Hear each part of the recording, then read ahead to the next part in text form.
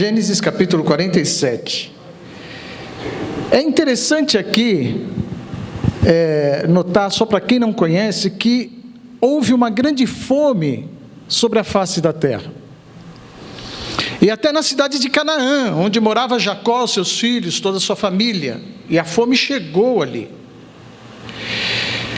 Mas acontece que eles saíram porque ouviram dizer que lá no Egito havia comida, sem saber que quem estava governando o Egito naquela época era José, o próprio filho, de Jacó. E no versículo 1, disse: então veio José e anunciou a Faraó e disse: meu pai, meus irmãos, suas ovelhas, suas vacas, tudo que eles têm, chegaram da terra de Canaã e estão aqui na terra de Goshen, numa parte lá do Egito. Então disse Faraó aos seus irmãos, no verso 3, qual é o vosso negócio? E eles disseram: somos pastores de ovelhas. Eram pastores que estavam em dificuldade na terra e saíram de lá para buscar alimento. Não muito diferente. Hoje nós estamos ouvindo aqui, nos outros domingos passados, nós fizemos aqui a campanha para doações de comida, algumas coisas e até de dinheiro mesmo para os refugiados. Quanta gente estão largando sua cidade, o que tinha de emprego, suas reservas, suas plantações, seus negócios, tudo largado por causa da guerra. Estão saindo de lá. E no versículo de número 6, diz: a terra do Egito está diante da tua face, disse Faraó, no melhor da terra faz habitar o teu pai e teus irmãos, habitem na terra de Goshen, e sabes que entre eles, e se souberes que entre eles há homens valentes, os porás por maiorais do gado, o que eu tenho. E trouxe José a Jacó seu pai, o pôs diante de Faraó, e Jacó abençoou a Faraó.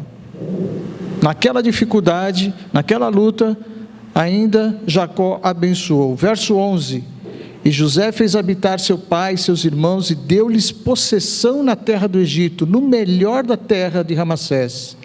12, e José sustentou de pão a seu pai e a seus irmãos, e toda a casa de seu pai, segundo as suas famílias. Toda a casa de Jacó foi sustentada. Eles não tiveram falta de nada. E Jacó é um homem de Deus, não é, irmãos? Jacó era um homem de Deus. E que homem de Deus? Deus é chamado de Deus de Abraão, Isaac e Jacó. Era um homem bom, um homem fiel, um homem temente a Deus, próspero, mas agora estava numa terra estranha, no Egito, por causa da fome. Mas Deus não o deixou desamparado. Vamos continuar, versículo 13. E não havia pão em toda a terra, porque a fome era muito grave, de maneira que a terra do Egito e a terra de Canaã desfaleciam por causa da fome. Verso de número 27. E habitou Israel, ou Jacó, na terra do Egito, na terra de Goshen, e nela tomaram possessão, e frutificaram, e multiplicaram-se muito nesta terra. Deus não os deixou desamparados, ainda que numa terra estranha, ainda que no Egito, que simboliza para nós hoje o mundo, como a gente acabou de cantar, onde as pessoas querem nos ver lá embaixo, não é verdade?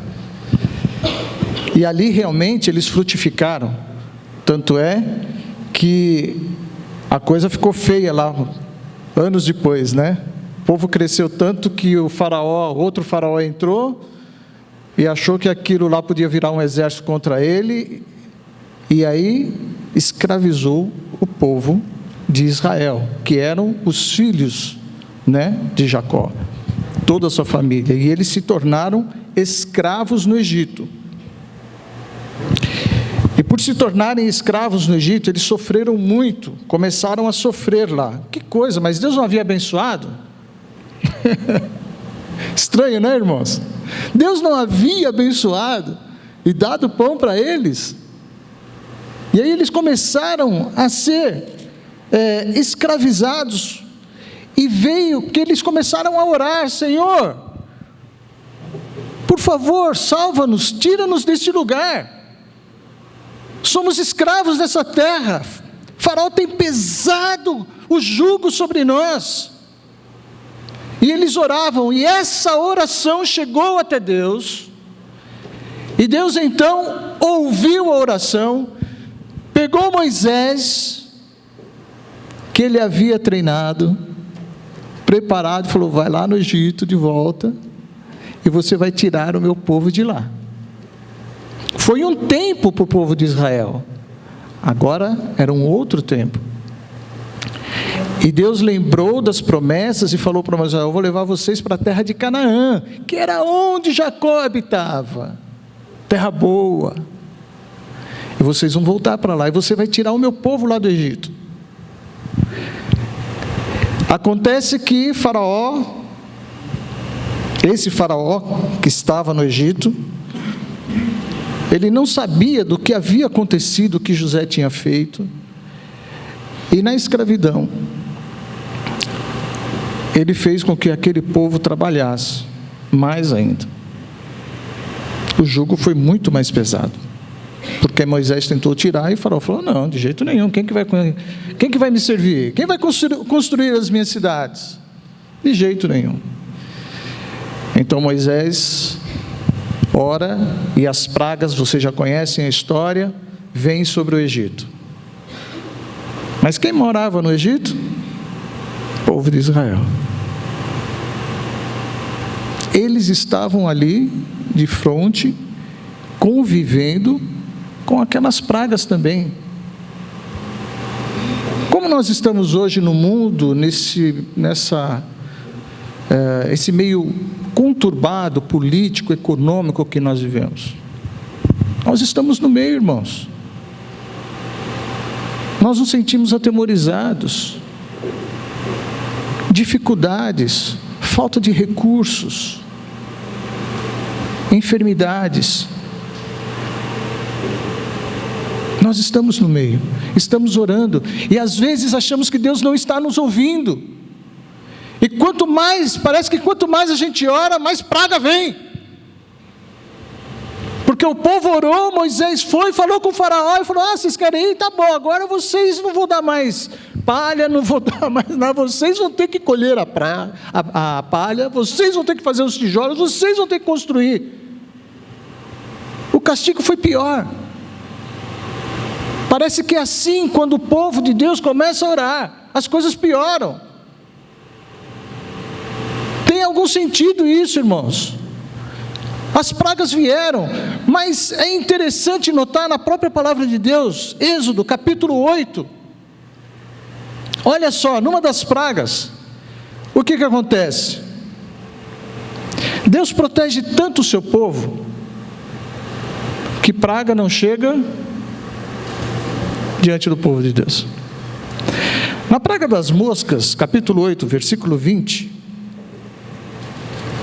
a palavra de Deus diz, versículo mais para frente, 22, Êxodo 8, 22, e naquele dia eu separarei a terra de Goshen, onde morava o povo, os filhos de Israel, em que meu povo habita, a fim de que nela não haja enxame de moscas, para que saibais que eu sou o Senhor no meio desta terra, e porei separação entre o meu povo e o teu povo, amanhã será este sinal. E as moscas vieram, e as moscas não estavam no lugar onde moravam os filhos de Israel. É assim que Deus faz. Estamos temerosos por tantas coisas? Saiba que as moscas não vão chegar na tua casa. Tomemos como exemplo.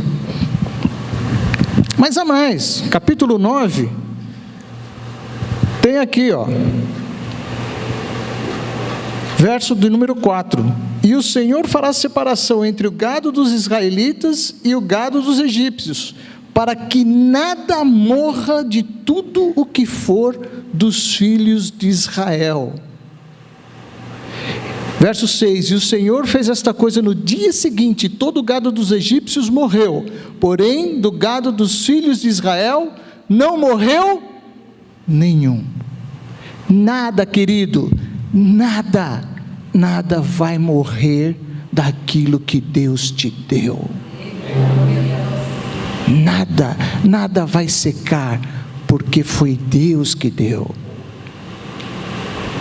A aflição dos egípcios não era a aflição, dos israelitas. Deus estava com eles. Deus evitou que atingisse as pragas aos filhos de Israel. Deus evitou isso no alimento, que era o gado. E eles passaram sem nenhuma praga. Oh, que bênção, irmãos, que bênção. Deus protege. Olha só, versículo 25 do mesmo capítulo 9 de Êxodo: e a saraiva feriu em toda a terra do Egito tudo quanto havia no campo, desde o homem até os animais. Também a saraiva feriu toda a erva do campo, quebrou todas as árvores do campo. Somente na terra de Goshen, onde estavam os filhos de Israel, não havia saraiva. Que bênção, irmãos. Os egípcios aflitos, Israel, apesar da escravidão, não tinha saraiva, não tinha mosca, não tinha praga no gado, não estava sofrendo o que os egípcios estavam sofrendo, ainda por estarem ali no Egito, na mesma terra. Deus protege, Deus guarda. Eu trouxe uma foto de um deserto, queria que colocasse aqui.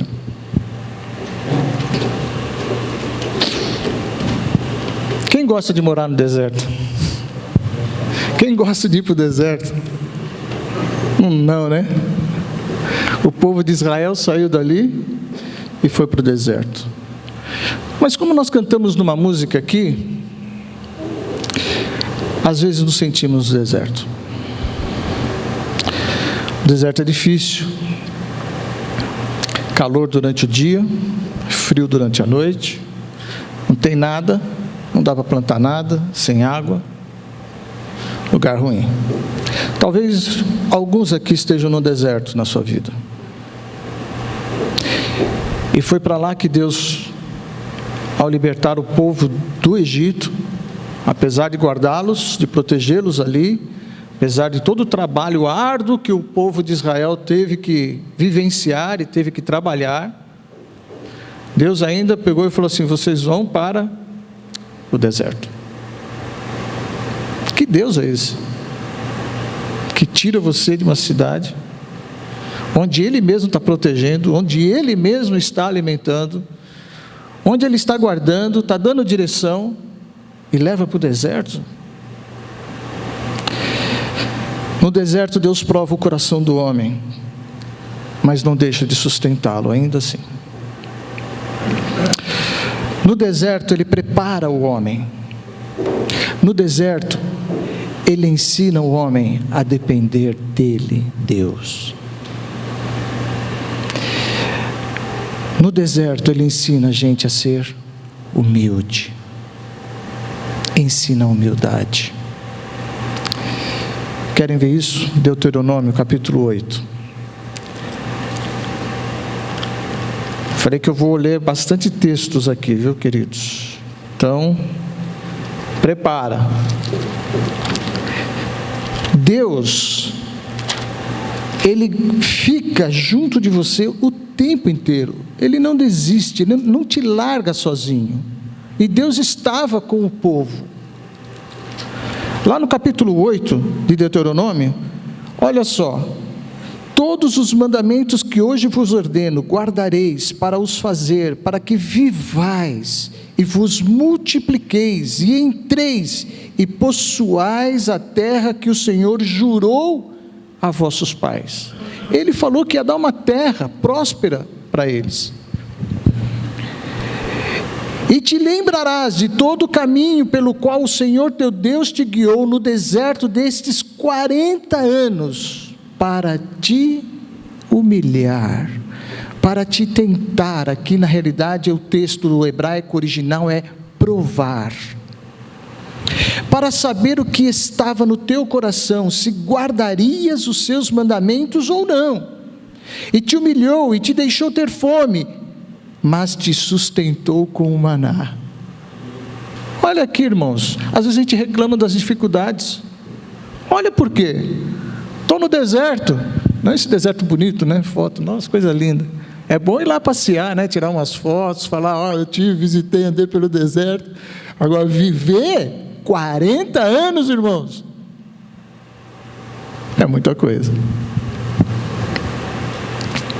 Mas ele não deixou de sustentar. Verso 4, olha só: nunca se envelheceu a tua veste sobre ti, nem se inchou o teu pé nestes 40 anos. Oh, as mulheres às vezes vão numa festa, né? Bota lá o sapato, né? Salto alto, o pé fica, uma hora depois está inchado. Não é verdade? 40 anos, os pés não incharam. Deus estava com eles no deserto. Confessa, pois, no teu coração, verso 5, que como um homem castiga seu filho, assim te castiga o Senhor teu Deus, para ensinar. E guarda os mandamentos do Senhor teu Deus, para o temeres e andares nos seus caminhos. Olha o verso 10: quando, pois, tiveres comido e fores farto, louvarás ao Senhor teu Deus pela boa terra que te deu. Deserto? Irmãos, falta alguma coisa para você aqui? Na sua casa? Não, né? Dormiu gostoso? Travesseiro, caminha jóia. Deus se sustenta. Mas lá fora, preocupações, economia. E aí, o que será amanhã? Deus se sustenta. Guarda para que não te esqueças do Senhor teu Deus, não guardando os seus mandamentos e os seus juízos e os seus estatutos que hoje te ordeno, para que porventura, havendo tu comido e estando farto, e havendo edificado boas casas e habitando-as, e se tiverem aumentado as tuas vacas, as tuas ovelhas, e se acrescentar a prata e o ouro, e se multiplicar tudo quanto tens, se não se eleve o teu coração, e te esqueças do Senhor teu Deus, que te tirou da terra do Egito, da casa da servidão.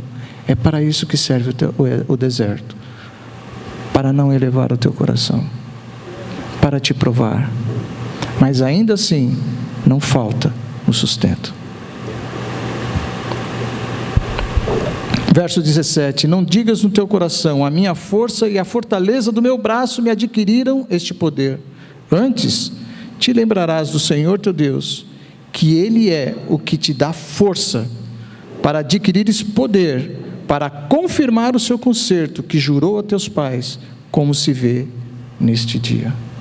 O Senhor vai fortalecer, o Senhor vai te levantar, o Senhor vai duplicar tudo que você tem, teu gado, teu dinheiro, tua riqueza.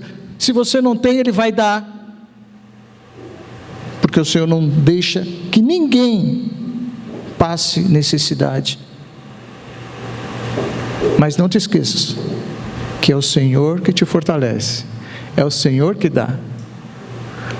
Porque a hora que a coisa está tudo boa, né? Oh, maravilha, a gente nem lembra de orar a Deus. Mas quando a coisa aperta, você jejua, você acorda de madrugada, você ora, você vive em oração o tempo inteiro. Não te esqueças, no tempo bom, que foi o Senhor que te deu e que te fez chegar até ali. Não te esqueças disso. Isaías capítulo 35. Que maravilha, olha a recompensa de quem vence e passa aí pelo deserto. Olha a recompensa de quem passa pelo deserto. A coisa está difícil, mas você vai ver só o que vai acontecer com você quando passar esse deserto aí, ó. O deserto e os lugares secos se alegrarão com isso, e o ermo exultará e florescerá como a rosa. Abundantemente florescerá e também regurgitará de alegria e exultará. A glória do Líbano lhe deu, bem como a excelência do Carmelo e de Saron. Eles verão a glória do Senhor, a excelência do nosso Deus. Confortai as mãos fracas, fortalecei os joelhos.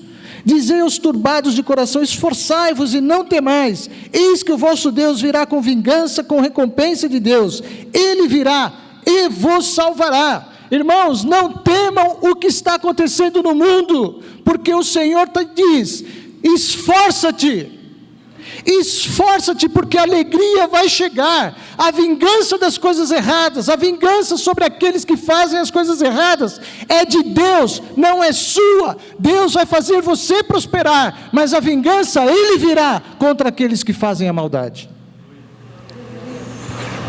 Você se alegrará. E aquele versículo que todos conhecem, no verso 10, né? E assim voltarão os resgatados do Senhor, e virão a Sião com júbilo. Alegria eterna haverá sobre a cabeça, gozo e alegria alcançarão, e deles fugirá a tristeza e o gemido. Promessas do Senhor, palavra do Senhor. Muito bem, mas você falou assim: isso daí eu já estou no deserto, estou até acostumado, está fácil, levar o deserto é fácil. E o vale? Vamos para o vale. O vale, queridos, é ruim. Talvez aqui algumas pessoas estejam no vale. Pode virar, mostra o vale aí para o pessoal. Não, um vale às vezes até muito bonitinho, né? E é interessante que a gente estava lendo sobre o vale, e o vale está sempre perto, junto a montanhas, né? E o vale é o lugar mais embaixo, mais profundo, abaixo do deserto. O negócio está difícil. O vale é um lugar estreito, irmãos.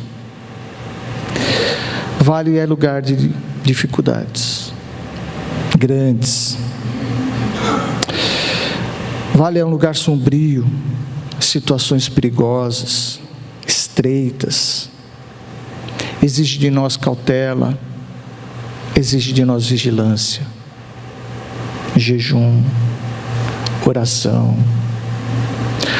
Vale é lugar dos desesperados. Vale é o lugar onde as coisas estão muito difíceis. Muito difíceis, muito mais do que deserto. Enfermidades, às vezes sem cura, pessoas desenganadas, pessoas sem nenhuma força. O vale é o lugar de confronto com o inimigo, um lugar de muita luta, onde a gente sente as forças do inimigo apertando, onde a gente se sente sangrando. Este é o vale. Às vezes é necessário passar pelo vale, mas ainda assim no vale é lugar de vitória. Ainda assim no vale o Senhor não te deixa só. Nos vales acontecem os maiores milagres, porque você vê aí a total dependência de Deus. Quando a gente está no vale, querido, quando a gente está no vale, a gente chora e só clama pelo nome do Senhor. Não é verdade? Talvez aqui, nessa manhã, tenha alguém que esteja passando pelo vale. No Salmo 23, versículo 4, diz que ainda que eu andasse pelo vale da sombra da morte, você sente a morte muito próxima no vale. Não dá mais, desisto, vou desistir. Mas ainda que você ande, ainda que você esteja no vale, né? Diz a palavra para aqueles que confiam no Senhor: não temerei mal algum, porque tu estás comigo. O Senhor não desampara quem passa pelo vale. Se você está nessa situação, saiba que o Senhor está olhando. No vale nós somos preparados para enfrentar as lutas maiores ainda, as maiores batalhas, porque se não passar pelo vale, você não vai conseguir vencer as maiores batalhas, quando Deus te tirar de lá. Sempre tem alguma coisa para a gente aprender, sempre tem. Então, na Bíblia há vários exemplos de vales, e de batalhas que ocorreram em vale. Fala também do Vale do Sal, onde Davi derrotou os edomitas, está lá em 2 Samuel, capítulo 8, 13, 1 Crônicas, capítulo 18, verso 12. Ele lutou e ele conseguiu vitória sobre 18 mil pessoas. Exércitos ele derrotou ali no Vale do Sal. No vale, defronte do outeiro de Moré, Gideão derrotou os midianitas, Juízes capítulo 7. Vale. Não foi difícil para eles. Mas tem uma história que eu gosto muito, que está em 2 Crônicas, eu peço para você abrir a sua Bíblia ali. Se você não sabia onde ficava essa história, o endereço da história que eu vou contar para vocês, está lá, no livro de 2 Crônicas, capítulo 20, é sobre Josafá. Muito bonito. Porque Josafá estava num vale, queridos, vale da sua vida, e no vale que ele tinha que lutar contra 3 exércitos, e bateu o desespero, as pernas dele tremeram, o negócio estava difícil. Ele falou: o que eu vou fazer agora? O que eu vou fazer?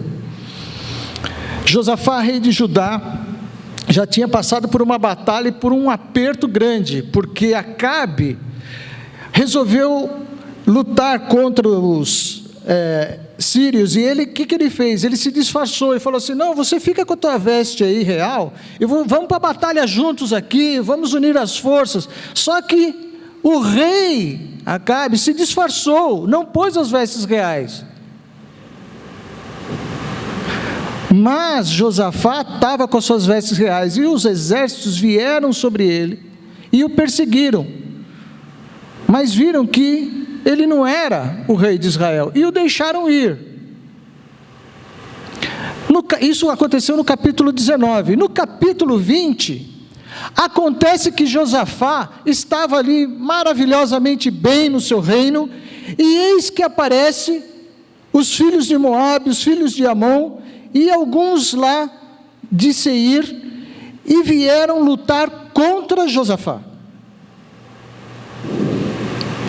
3 reinos, e ele era pequenininho, como a gente se sente no meio de tanta dificuldade. Olha o verso 3, então Josafá temeu e pôs-se a buscar o Senhor, e apregoou o jejum em todo Judá. Lembra que eu falei? A hora do vale, meus irmãos, você vive de joelho, de jejum. E Judá se juntou para pedir socorro ao Senhor. Também de todas as cidades de Judá vieram para buscarem ao Senhor. E pôs-se Josafá em pé na congregação de Judá de Jerusalém, na casa do Senhor, diante do pátio do povo, e disse: ó Senhor. Aí ele chorou, meus irmãos, aí ele se derramou: ó Senhor, que é isso? Que luta é essa? Quem somos nós?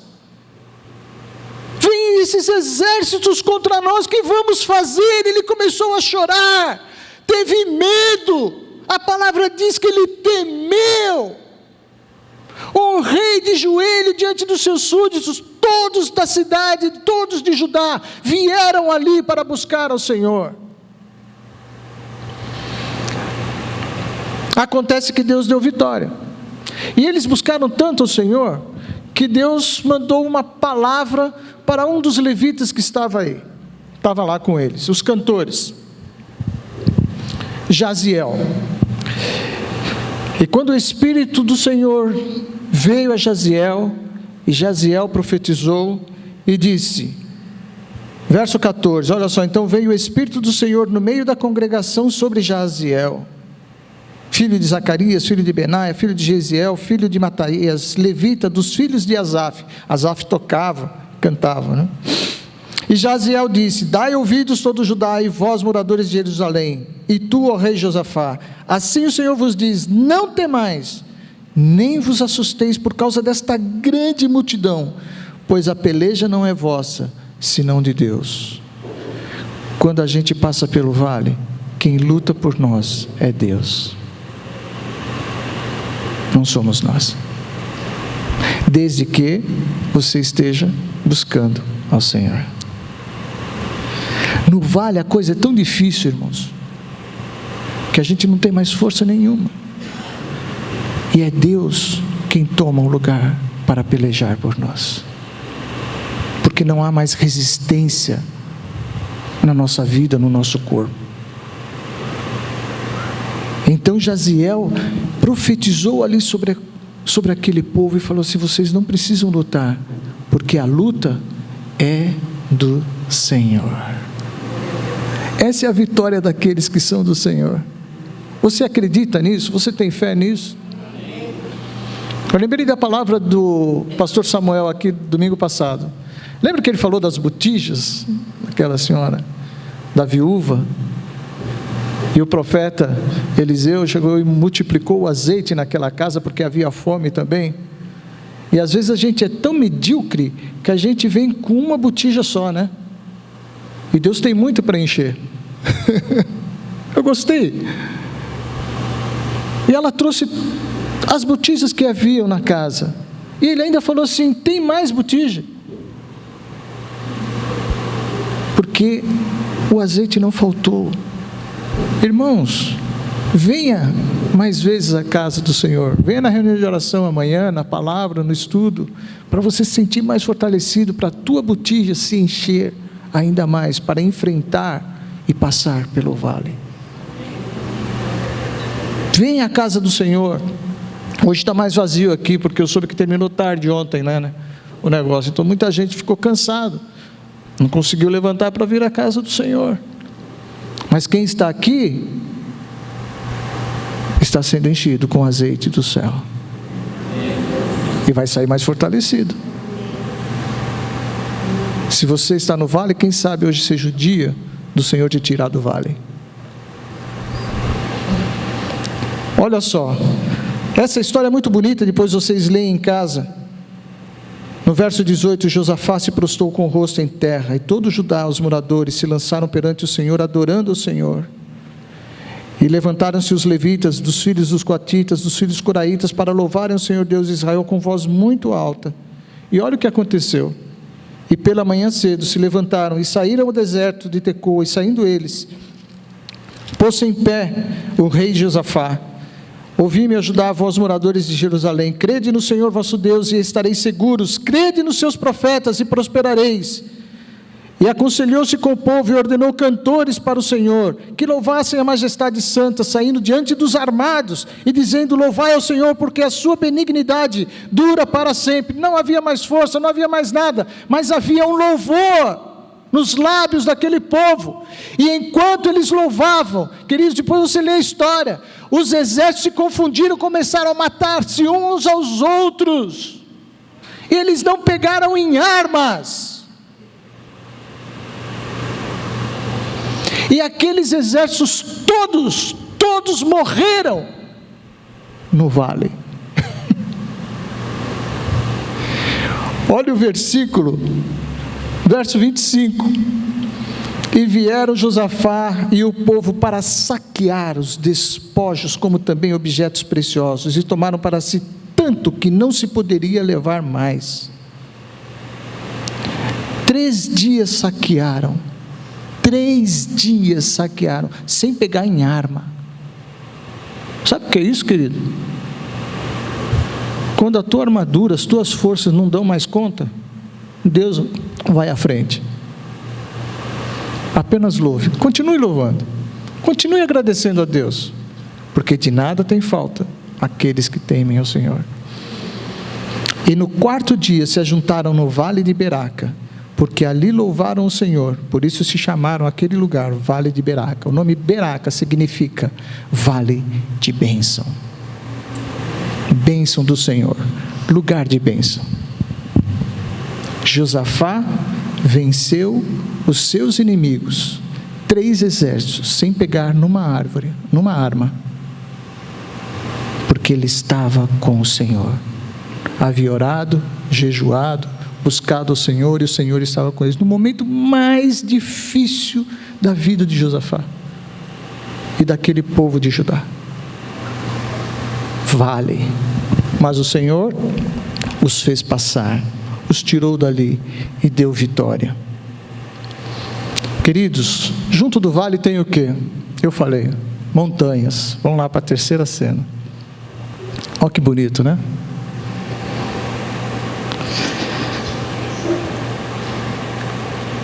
O lugar alto, onde há montanha, nós temos uma visão privilegiada. Deus nos tira do deserto, nos tira do vale e nos leva para o lugar mais alto, para olhar tudo o que Ele fez por nós, para contemplar as vitórias, para louvar a Deus, para adorá-lo na beleza da sua santidade. No mais alto do monte está a santidade do Senhor, está a presença de Deus. O que Deus pediu para Moisés? Sobe no monte, porque ali eu vou falar com você. Se nós voltarmos lá para o capítulo 19 de Êxodo, você vai ver que o povo ficou no deserto, mas Moisés subiu ao monte. 19, 1, 2 e 3. Moisés, sobe aqui, que eu vou falar contigo. O profeta, aquele que é de Deus, sobe no monte. Aquele que não acredita, que duvida, continua no deserto. É isso, irmãos. O povo ficou no deserto, de frente para o monte, de frente ali para o lugar, mas não dava, porque o povo duvidava, queria voltar para o Egito. Não acreditaram, não tiveram fé que Deus poderia levá-los ainda até a terra prometida. Mas Deus falou com Moisés no monte. O povo ficou ali. Quando Deus quer falar, sempre que Ele queria falar com Moisés, Ele pedia para subir ao monte. Capítulo 24 também cita lá: ei Moisés, eu vou dar os mandamentos, sobe aqui no monte. Vem aqui, que eu vou falar com você. Chama Josué. Josué veio, ficou até uma parte do monte, depois Moisés subiu, e ali Deus escreveu nas pedras os mandamentos para Moisés. De onde vem o socorro do Senhor? Alguém lembra desse versículo? Salmo 121, 1, né? Eleva os meus olhos para os montes, de onde me virá o socorro? O meu socorro vem do Senhor, que fez os céus e a terra. Não deixará vacilar o teu pé. Aquele que te guarda não tosquenejará, não dormirá, não piscará. É Ele que te guarda, é Ele que te sustenta. De onde vem o socorro? Dos céus. Queridos, é no monte que nós olhamos com essa visão privilegiada e vemos e reconhecemos a dependência de Deus, a proteção de Deus, a guarda de Deus, o sustento de Deus para as nossas vidas. A palavra fala muito sobre montes, e eu não vou ficar pregando aqui sobre isso, mas diz sobre a cidade edificada sobre os montes, são guardadas, protegidos, fortalezas. A igreja é um lugar sobre o monte, porque nós estamos fundamentados em Deus, não em homens. Não em homens, mas em Deus. E a palavra que trazemos aqui é a palavra de Deus, é a palavra, é a Bíblia Sagrada. Não estamos pregando religião, mas a palavra de Deus, para que você vá bem, para que você faça diferença onde você vive, onde você trabalha, na sua casa, com seus filhos, com seu esposo, sua esposa, aonde você estiver, a luz do Senhor esteja com você, a presença de Deus esteja com você, o Espírito de Deus esteja com você. Olhe para os montes, suba os montes, chegue lá em cima e olhe. É interessante, né? As águias, o lugar delas é no mais alto do monte. E se a gente lembrar de Isaías, né, capítulo 40, que fala: aqueles que confiam no Senhor serão como águias. Como águias. E eu li uma história, um artigo muito interessante sobre a águia, que ninguém sabe. Você já viu alguma águia morta ou caída no chão? Nunca, ninguém viu. Ninguém acha, ninguém encontra o corpo de uma águia, porque ela vai para os montes. Ali ela sustenta, aí ela faz o seu ninho, ali ela dá cria. Ela está lá em cima. Mas diz que aqueles que confiam no Senhor subirão com asas como de águias, correrão e não se cansarão, caminharão e não se sentirão cansados. Por quê? Porque o lugar deles é lá em cima no monte, perto de Deus.